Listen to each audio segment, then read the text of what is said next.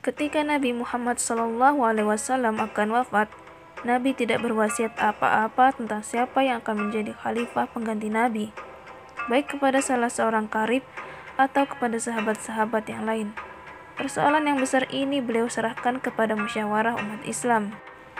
Pasca meninggalnya Rasulullah, situasi politik umat Islam tidak stabil. Beberapa kelompok merasa berhak memimpin negara Islam menggantikan Rasulullah SAW. Kelompok yang mengaku berhak menjadi pemimpin ini ada 3.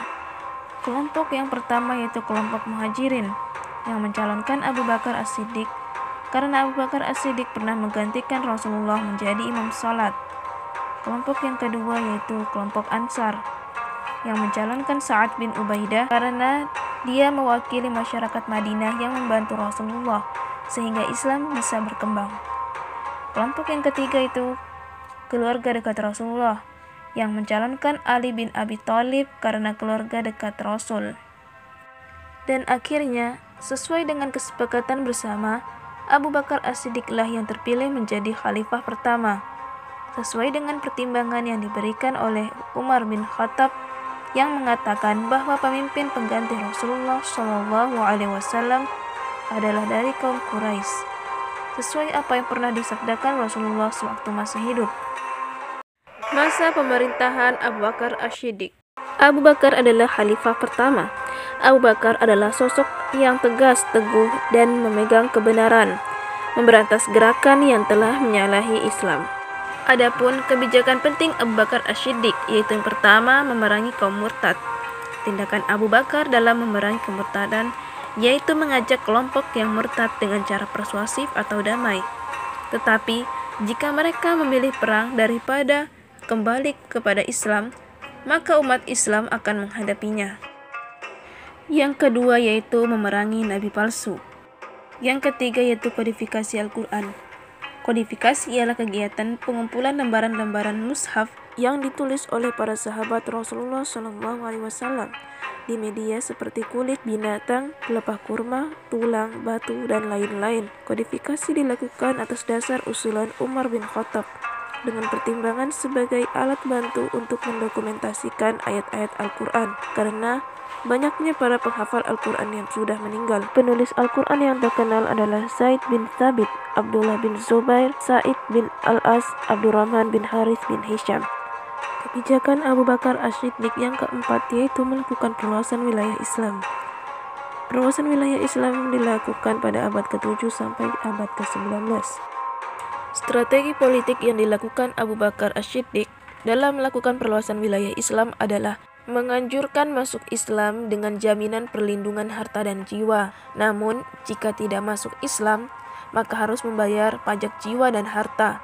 Tetapi, perlindungannya akan tetap terjamin. Tetapi jika mereka menentang, maka akan diperangi. Wilayah yang menjadi target perluasan adalah wilayah yang dikuasai oleh Kekaisaran Persia dan Bizantium. Masa pemerintahan Umar bin Khattab. Sebelum masuk Islam, Umar termasuk orang yang memusuhi Islam, sejajar dengan Abu Jahal.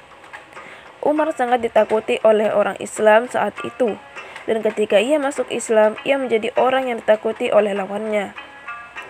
Ia termasuk golongan orang yang awal masuk Islam, yang disebut dengan as-sabiqunal awwalun.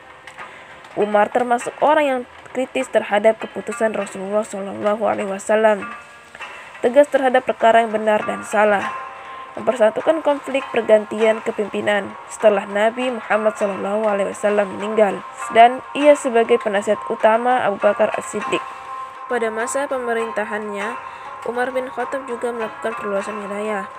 Pada masa Umar, perluasan wilayah disebut sebagai Futuhat al-Islamiyah karena pada masa ini terjadi keberhasilan perluasan wilayah seperti Suriah, Persia, Mesir, Afrika Utara, dan Eropa Timur. Umar bin Khattab membagi wilayah-wilayah yang sudah dikuasai menjadi beberapa provinsi.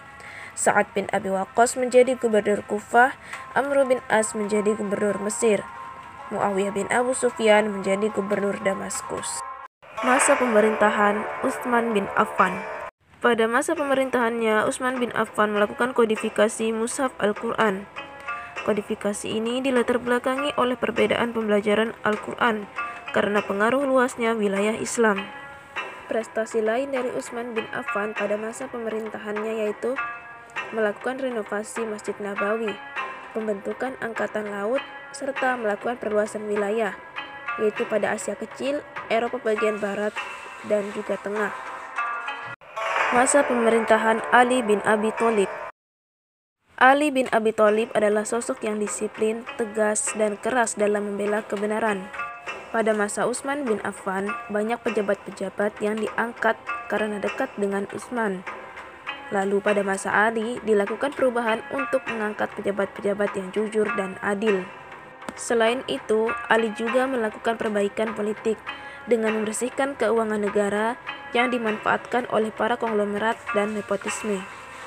Ali juga memajukan bidang ilmu bahasa yang dikoordinatori oleh Abu Aswad Ad-Duali, serta melakukan pembangunan kota Kufah sebagai pusat kajian ilmu agama, sekaligus sebagai kajian ilmu politik. Sekian, wassalamualaikum warahmatullahi wabarakatuh.